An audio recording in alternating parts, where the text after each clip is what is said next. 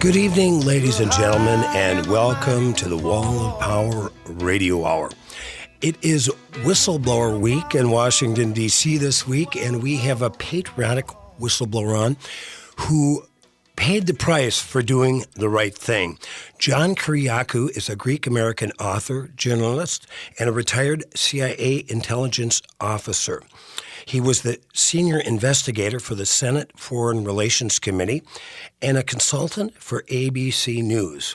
He was also the first government official in December of 2007 to tell the world that we were waterboarding Al-Qaeda in secret prisons. He also turns out to be a man I've known before I knew he was a CIA agent, as his brother Emmanuel Kiriakou played guitar with me from 1990 to 1992. John Kiriakou, thanks so much for taking time to speak with us today. Oh, it's always good to speak with you, Paul. Thanks for having me. You must have been as alarmed and in a way excited about the information that we're coming across this week with the whistleblower behind the Trump-Ukraine debacle, and give us a little insight into what your feeling is about what's going on right now in real time.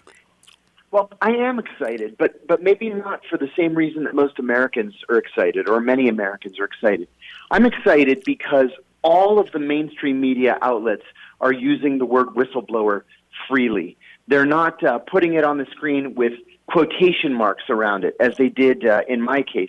You know, when I first went public with my revelations on the CIA's torture program, it took my attorneys a year to convince the news networks, specifically CNN, Fox, and MSNBC, to stop calling me CIA leaker John Kiriakou and to start calling me CIA whistleblower John Kiriakou. And finally, after a year, after I was convicted, they converted to whistleblower. But then even after that, MSNBC at least kept quotation marks around the word. With Ed Snowden's revelations, it became a mainstream word. And now with this new CIA whistleblower, I'm glad to see that they're using it. And before we get too deep into the conversation, Paul, let me tell your listeners, too, that there is a legal definition of whistleblowing. It's very simple.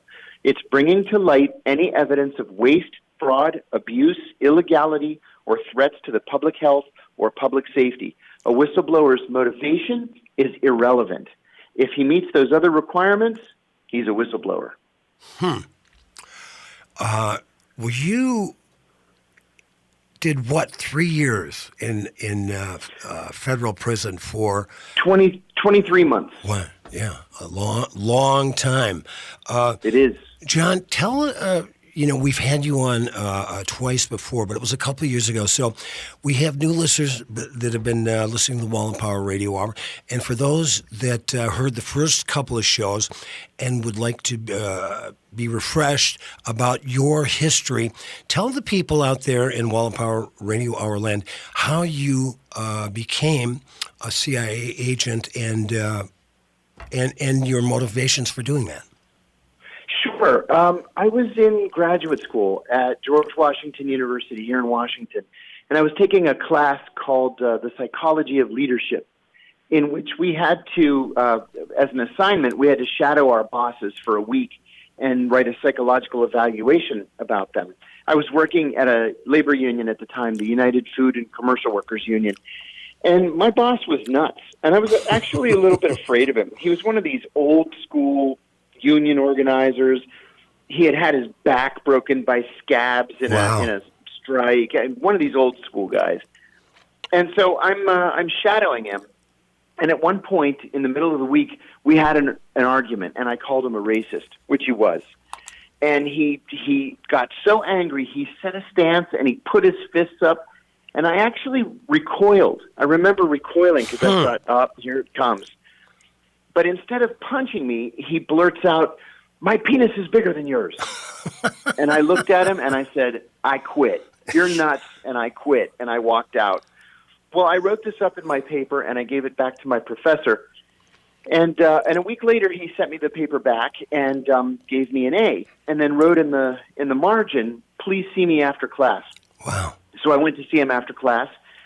he asked me to follow him down to his office. He closed the door, and he turns and he looks at me and he said, "Listen, I'm not really a professor here. I'm a CIA officer undercover as a professor here. I'm looking for people who might fit into the CIA's culture. Would you like to work for the CIA?" Wow. And I was recruited. Wow. So I went from grad school to the CIA. John, I just want to jump in here and say my boss is nuts too, and I'm self-employed. I'm going to use that. Please do. John, that must have been an incredible moment for you. It was incredible because it really was clandestine. You know, there was so much more to the story. I had to go to an unmarked office building in Roslyn, Virginia.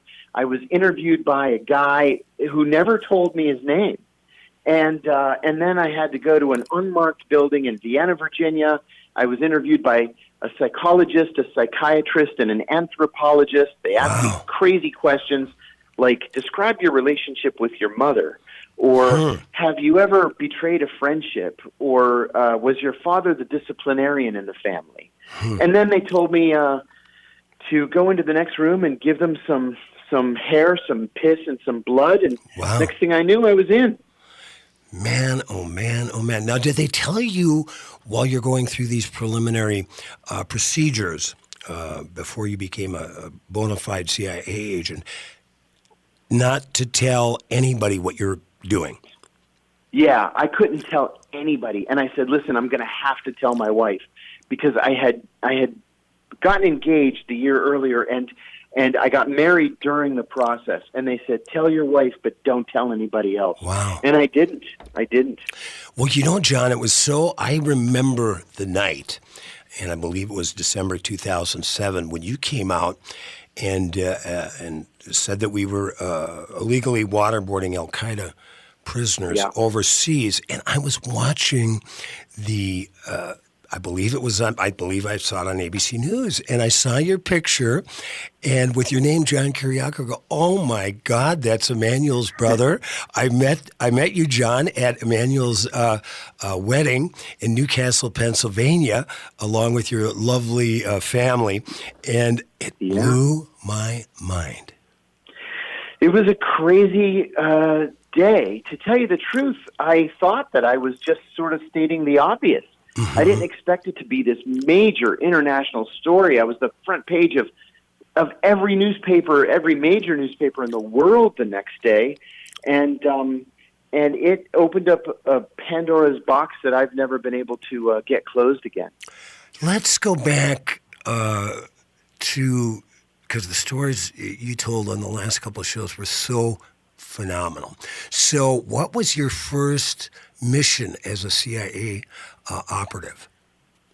My first overseas mission was to go to Taif, Saudi Arabia, right after the invasion of Kuwait. Most of the members of the royal family of Kuwait had escaped to Saudi Arabia, and they set up a government in exile in Taif, which is in the mountains north of Jeddah, Saudi Arabia. And so I was an expert on the, crazy as it sounds, I was an expert on the Kuwaiti royal family. What year was this, John? What year was this? This was 1990. So the invasion of Kuwait was August of 1990. I went to Taif in October of 1990, really to liaise with the Kuwaiti resistance and to try to buck up the royal family and get them ready for war. Huh. And, you know, crazy as it sounds, I was 25 years old. Wow. And I'm meeting with the king and the crown prince, and then the king is crying. Wow. And the crown prince is, you know, depressed. And then I have to go back and report all this. And these reports were going directly to the president because he was friendly with the king. Huh. And I'm saying, he's crying and he's talking about his rose garden, that the Iraqis have dug up his rose garden. He's not making any sense. Like, I don't know what to do. Huh.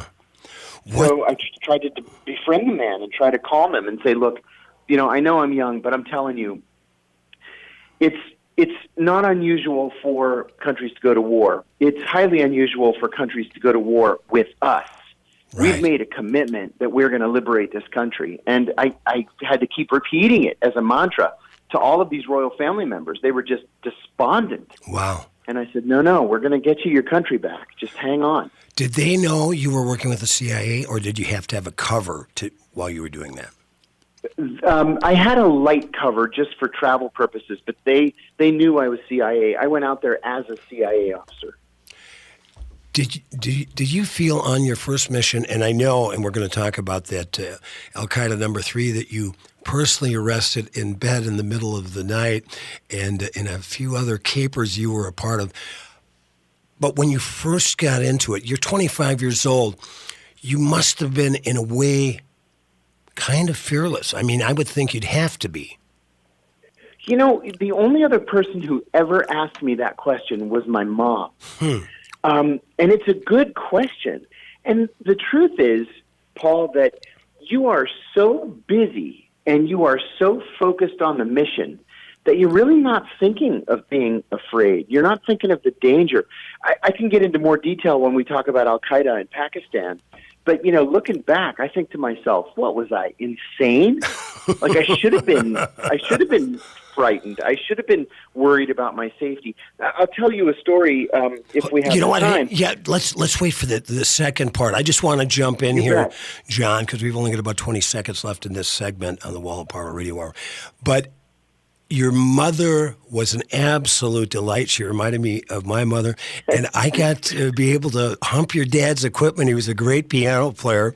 It was a 4-hour gig, and then help him go home at about 3 or 4 in the morning. More with John Kiriakou on the Wall of Power Radio Hour after these messages.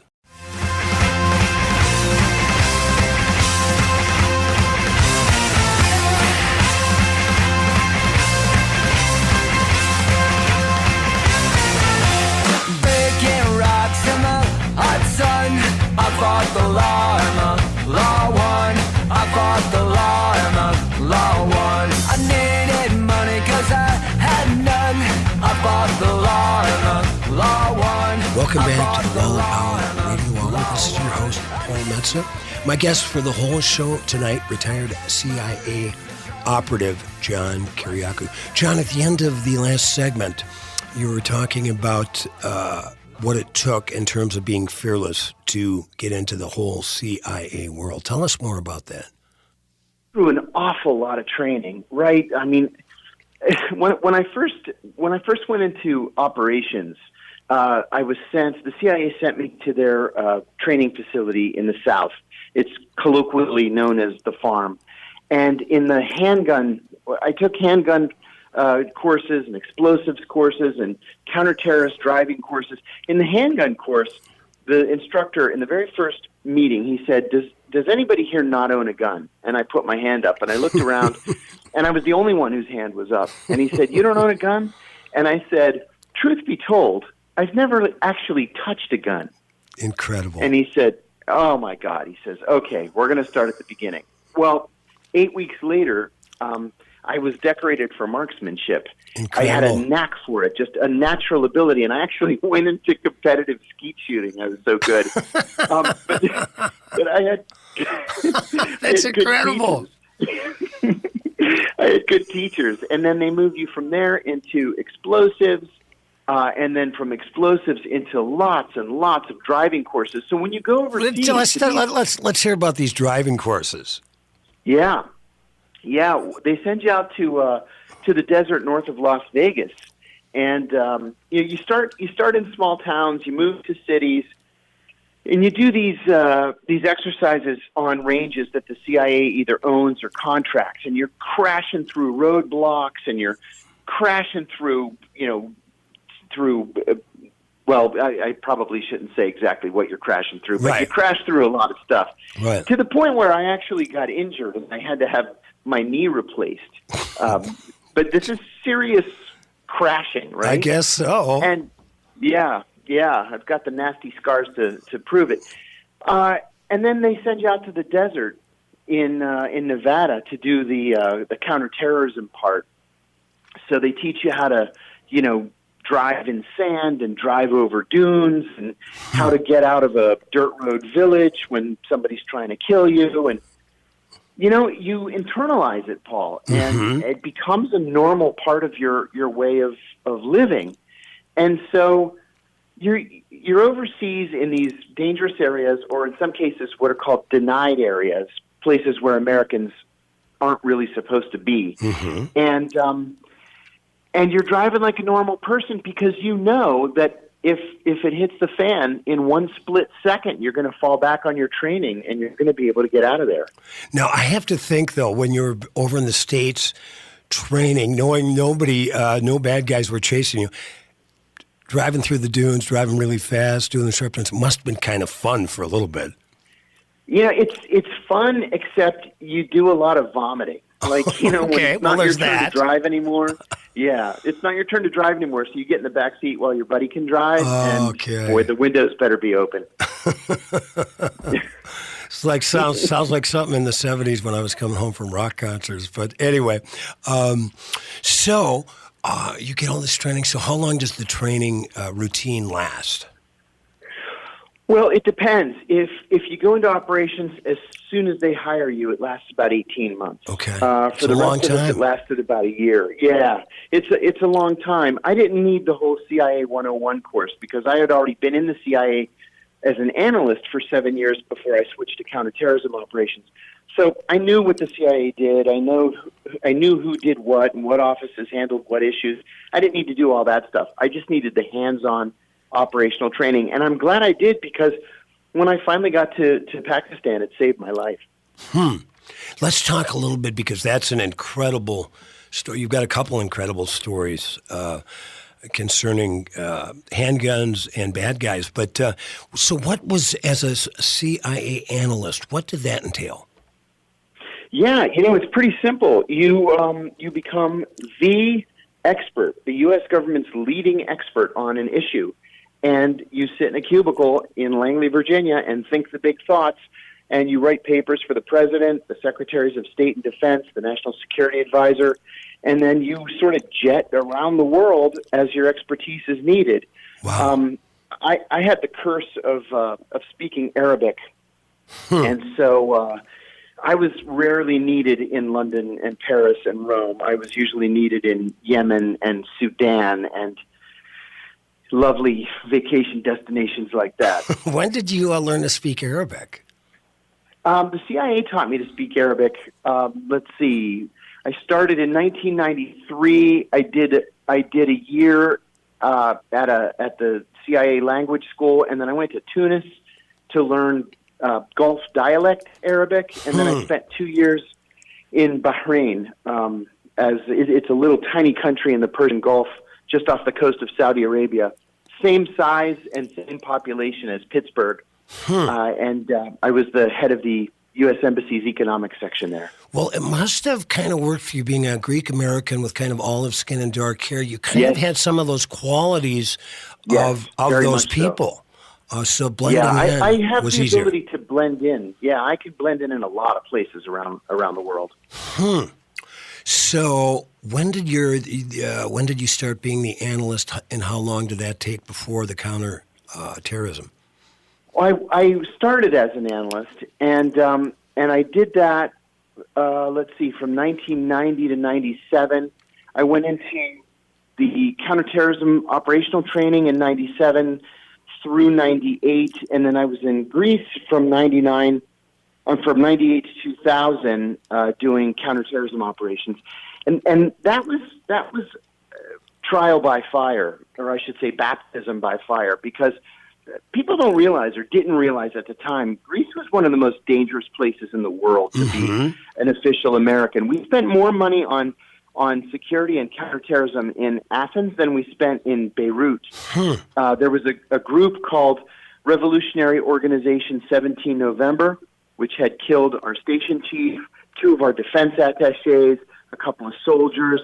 There was an associated group called Popular Revolutionary Struggle that killed dozens and dozens of Greek policemen, and they targeted the American embassy as well. And that was the first attempt on my life was in Athens. I had to be evacuated in August of 2000. And that particular, I know you're very proud of your Greek heritage. That must have been fighting. It's hard to take. Yeah, it's hard to take, but it must have been a very personal Oh, boy, thing. was it. Yeah, it was very personal. Because, I've been to Greece a million times before being assigned there. And you go, and the beaches are beautiful, and the islands are beautiful, and the food is great, and the people are friendly. But when you're living there as an official American, especially as a CIA officer working on terrorism issues, it's a completely different world. I was specifically working against this group 17 November. Hey, John, hold on for 1 second. Yeah. We've just got a few seconds left in the second segment here. We've got John Kiriakou, retired CIA agent, on the air, and I want you to continue that story working in Greece, and then we got to get to Pakistan, and then when things get really nuts.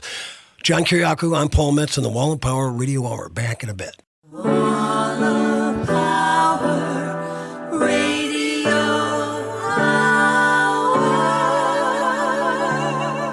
Welcome back, ladies and gentlemen, to the Wall of Power Radio Hour. This is your host, Paul Metz. My guest for the whole show is a man who has a storied history working with the CIA, spent some time in prison as a whistleblower, and happens to be a very good friend of mine. John Kiriakou. At the end of the last segment of the Wall of Power Radio Hour, you were telling us about working against a particular terrorist organization in Greece. Right. It was called Revolutionary Organization 17 November. And what is 17 November? What does that signify? Yes. On the 17th of November, 1973, the military junta that ruled Greece at the time drove tanks onto the grounds of the university there, the Athens Polytechnic University, and opened fire on unarmed students. The government says they killed 38 students. The students say that more than 500 were killed. And it was that event that led to the downfall of the military government and the reinstitution of a democratic government in Greece. November 17th is also happens to be the birth date of one of the greatest electric blues guitar players of all time, who became a friend of mine, Hubert Sumlin, who played guitar with Hall & Wall for years. But that's beside the point. But I remember when you said November 17th, I go, oh yeah, that date reminds me of something. But anyway, back to John Kiriakou. So I had a new neighbor move in, sort of catty corner from me. He turned out to be the British Defense Attaché. He was a brigadier general by the name of Stephen Saunders. And a couple of weeks after he moved in, we were at a dinner party together, and he was jokingly making fun of me because I drove an armored car, and I always carried two guns, one on my ankle and one in a holster under my jacket. And so he was making fun, and he said, "You Americans, you're so obsessed with security." He said, "Look around you. This is an EU country. It's a NATO country. What are you so afraid of?" And I said, semi-jokingly, in response, "You Brits live in a dream world if you think that because they have palm trees and pretty beaches, they're not going to kill you. Right. Well, you know what? If they have the chance, they're going to kill you." Wow. And 2 weeks later, they killed him. Oh, my goodness on gracious. the way to work. Holy Yeah, cow. he was. Yeah, I was a quarter of a mile behind him in my car. I didn't see it happen, but I was able to report on the aftermath from traffic. That's a long story. We can talk about a different time. But the reason why this affected me directly was because whenever 17 November would do a hit, they would leave a manifesto or a communique either at the site of the hit, or they would hide one and then call a friendly newspaper and tell them where it is. Wow. Well, they left one at the site of the hit, and in it they said, "Είδαμε τον μεγάλο κατάσκοπος." It means we saw the big spy, but we knew that he was armed and he was in an armored car, and we elected to carry out the revolutionary sentence on the war criminal Saunders. Well, as soon as they released this manifesto, my boss called me and he said, "Hey, they were after you this morning." I said, "What?" I said, "No, my tradecraft is excellent." I said, "I have eyes on the back of my head." He said, "No, they knew your car. They knew you had a gun. They were watching you." He said, "You have to get out of here." Man, I get to the embassy, and they were waiting for me. My colleagues were waiting for me. They put me in a different armored car, Another armored car went up and picked up my wife and 2 sons. We met at the airport, and we were on the 12 o'clock flight to New York. And then the embassy went and packed us out. I don't know how unless they were watching Saunders and stumbled onto me, I've never been able to figure out how they were able to find me, because I really was conscious of my personal security. But it was a close call. It was one of 2 attempts on my life in my career. Number one, it must have felt great to get back with your family safe and sound on American soil. Well, my wife left me in part because of that whole incident. Oh, wow. So yeah, I was home on American soil so I could hire a divorce attorney, and that's the way it ended up working out. I don't mean to laugh. I'm not laughing at you. I'm laughing with you, John. People well, ask... Go ahead. She said, listen, I can't live like this. Yeah. This isn't a normal life. So she said, I'm going back to Ohio. I'm taking the kids. Wow. And that was the end of it. People, they ask me, they go, Metz, have you ever been married? And I said, no, but I've never been divorced either. So there you go. There you go. And you know what? There's something to be said for that. Oh, my goodness gracious. Well, I live vicariously. I've got great nephews and nieces, so what I'm missing in family, I enjoy with my friends like you and that have successful kids and lives. So I lead a full life that way. John, tell us about the second attempt on your life. Well, a friend of mine who was a station chief in a Middle Eastern country emailed me one day. We have a classified email system at the CIA, and he said, look, we've recruited a guy, and it turns out he's a double agent, and it's too dangerous for my people to meet with him because he doesn't know that we know he's a double agent working for one of our greatest enemies in the world. He said, could you pretend to be me and come out here and handle this guy? And I said that I could. It sounded like an exciting prospect, something totally different. Yeah, but when they say handle, what exactly do they mean? So handle means meet with the guy, extract intelligence from him, but all the while don't tip him off that we know that he's really not working for us. So there's a lot of security and counterintelligence that goes into this. Counterterrorism was my specialty, not counterintelligence. So this was a real learning experience, and it ended up resulting in me becoming the chief of counterintelligence for the CIA's Counterterrorism Center. Anyway, I digress. You're a badass, John Kiriakou. Let me tell you that right now. Wow, I'm impressed. It was a crazy life. Yeah. So I fly out to the Middle East. I actually made 25 trips to the Middle East in the year after the September 11th attacks. And I would meet with this guy, and I would give him instructions and task him, and he would give me intelligence, pass me intelligence, and then we would follow him with a team of surveillance, and they would follow him right back to this enemy country's embassy. And so finally, our friends in Maryland told me that they were onto me. And I was really, really careful again, but there was nothing I could have done about this. This was inevitable. They were going to figure out that I wasn't who I said I was. And they said to him, look, we know who the CIA station chief is, and it's not him. So he said, well, what do you want me to do? And they told him, we want you to kill him in the next meeting. So wow. I got a cable from headquarters, and they said, abort the operation. And they told me why. I said, absolutely not. I said, this guy's afraid of his own shadow. He's not going to kill me in the next meeting. I said, I can take him down before he even realizes what's happening. Wow. And this became a back and forth between headquarters and me. And the station was very supportive of my position because they had invested so much in the operation. So I said, look, every hotel room in the world is the same. You walk in and the bathroom is right there by the door, right? And then farther in is the bedroom. So I said, let's just get 2 rooms that are connected. We can have our liaison friends in the next room. I'm going to leave the door open, so when the guy knocks, I'm going to say, come in. I'm going to be in the bathroom. He comes in. I'm going to take him down. The other Arabs are going to bust through the side door, and everybody's going to be happy. So except that guy. Except that guy. And boy, he wasn't happy, Paul, let me tell you.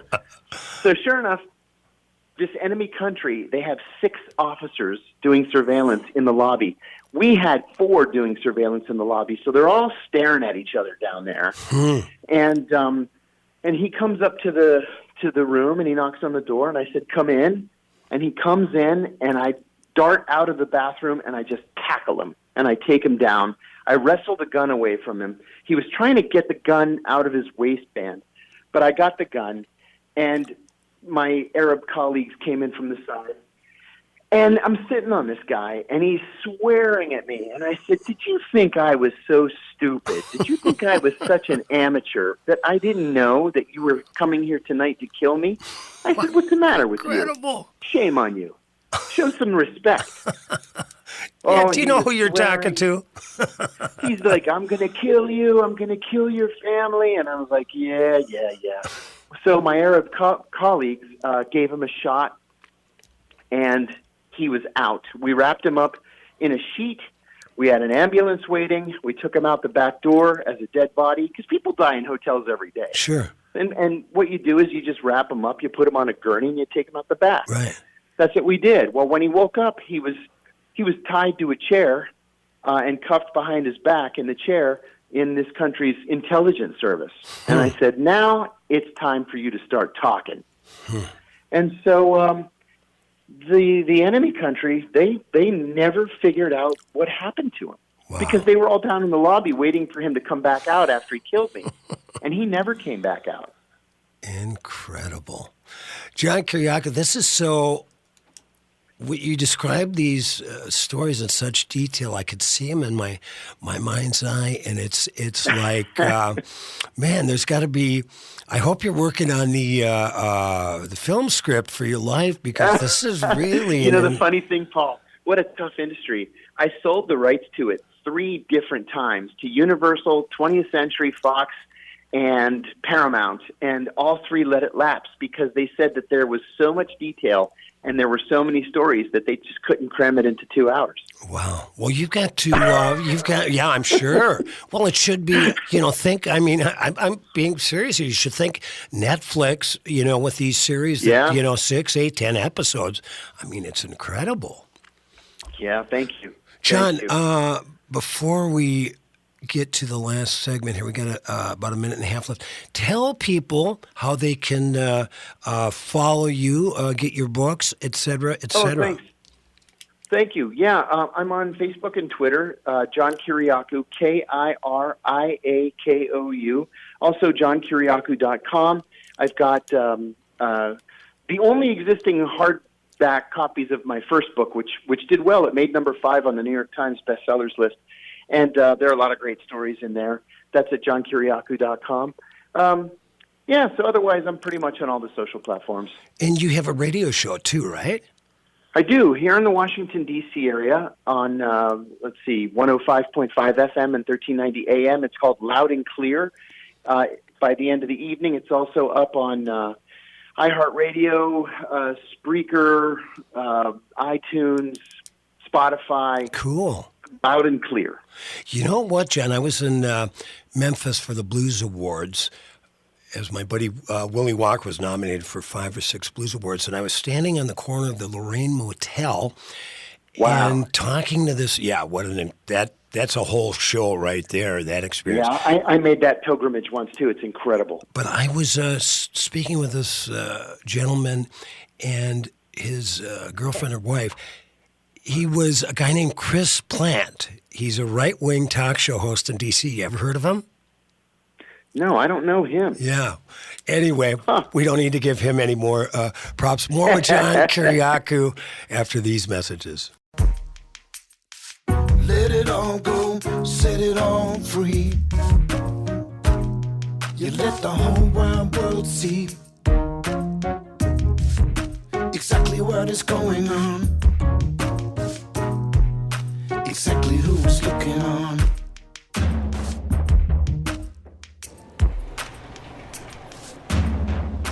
Stories start to leak, they color your name.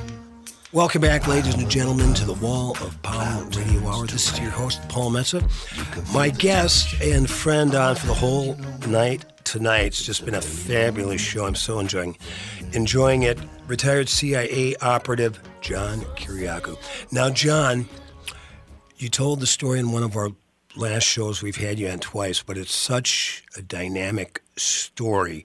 I'd love to have you tell it again when you got Al Qaeda number 3 out of bed at gunpoint in the middle of the night. In the middle of the night, indeed. It was late March of 2002. I was the chief of counterterrorism operations for the CIA in Pakistan. And we got word that Abu Zubaydah was somewhere in Pakistan, and we had to catch him. But the problem there is Pakistan is the size of Texas, and it has 180 million people in it, and you can't just say he's somewhere in Pakistan, go catch him. So it took me about 6 weeks before I was able to finally narrow it down. I asked headquarters to send in what's called a targeting analyst to help me. I told you earlier that as an analyst, I was thinking the big thoughts and writing papers for the president. A targeting analyst has a completely different job. His job is to just go through metadata, reams of data, sometimes thousands, hundreds of thousands of pages of data, to try to find somebody, to try to geolocate them, usually so we can either kill them with a drone or snatch them with a SEAL team. So we brought in one of the best targeting analysts in the CIA, who happened to be a friend of mine, and he worked on it for several weeks, and then finally he came to me and he said, look, I can't narrow this down to any fewer than 14 sites. He could be in any one of these 14 sites. I don't have any idea which one it is. Well, we had never done more than 2 raids in one night before. You break down the door of 2 places simultaneously, you grab everybody inside, and then you interrogate them. And how many, let me just ask you quickly, John. So when you do something like that, how many Navy SEALs or the CIA operatives, or how many people are on a mission like that at one time? On a normal mission, if you're hitting one target, it's one CIA officer, maybe 2, 1 or 2 FBI agents, and then as many people as the Pakistanis want to bring. And the Pakistanis always brought a whole party to these things. So 5, 6, 8 Pakistani special forces guys. But then for this thing, 14 sites, I cabled headquarters and I said, listen, I need a lot of stuff. I said, I need guns, I need ammunition, I need night vision goggles, I need secure communications, and I need, several $1 million in cash, because there are a lot of people that are going to need to be paid off. So, most importantly, in that cable, I said I need a big team. So they sent me 36 people on a chartered 737. It landed the next day, half CIA, half FBI. We divided everybody up, and we decided we're going to hit every single one of these places at exactly 2 a.m. So we reconnoitered at a safe house I had purchased. And around 10 o'clock, I stood on the coffee table and I said, listen, at the risk of sounding melodramatic, we're going to have to synchronize our watches. So we synchronized our watches, and there were some chuckles. And I said, here's what we're going to do. 01:30, everybody leaves their safe houses. 01:45, be in place. 01:50, make sure you have direct line of sight and you're ready to go. 01:58, get out of your car. At exactly 0200, break down the door. We had battering rams. I said, grab all the men and separate the women and children from the men. So, to make a long story short, that's what we did. Now, there was one of these sites in particular where we couldn't break down the door because it was a steel reinforced door, like imported from Germany. So we worked on that doggone door for 20 minutes, and I could hear it in the distance. I was on the roof of the safe house, and I said to a colleague of mine, that's not good. And then we heard shots fired. I said, well, that's definitely not good. So we jumped in a car, we drove over to the site, and it was chaos. So I said to one of the Pakistanis, I said, what happened? And he said, we got him, we got your man. And I said, where is he? And he points to this guy who's like, he looked to me to be dead. And I said, well, that doesn't look anything like the guy we were looking for. The Pakistanis never knew who the target was. We were afraid they would leak it to him and help him escape. So we only called him the Big Fish, and that became Mr. Fish. So he said, "This is your Mr. Fish." And I said, "That's definitely not Mr. Fish." So I called the analyst. I said, "Listen, they shot these 3 guys. One of them's dead. One of them is almost dead, and the other one is screaming his bloody head off."